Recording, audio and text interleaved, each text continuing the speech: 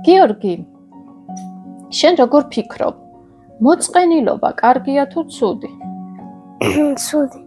იმიტომ რომ როცა მოწყენილი ხარ, არაფერი არ გაფიქრდება, რომ რამე გააკეთო და ხალისზე მოხვიდე.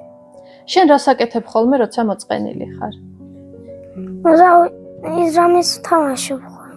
ხანდახან ტელეფონში რაღაც თამაშებს, ხანდახან ბორცით თამაშობ ხოლმე.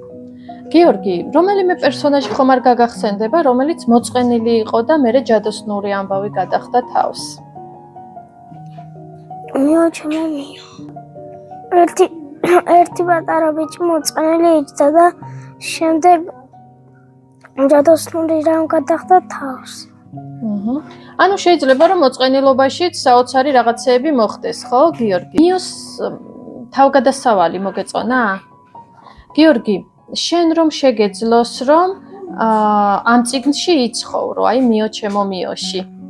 რომელი პერსონაჟი იქნებოდი?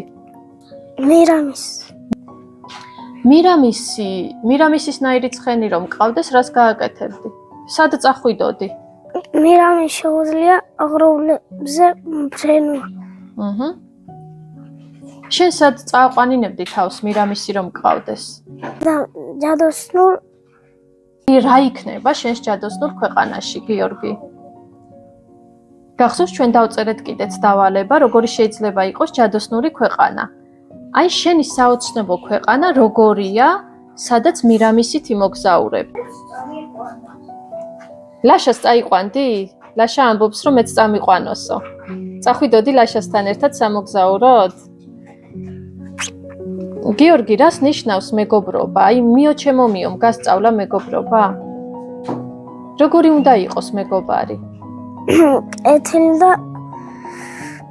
უინეს რამე საფრთხე ჰქონდეს დაეხმაროს მეგობარი.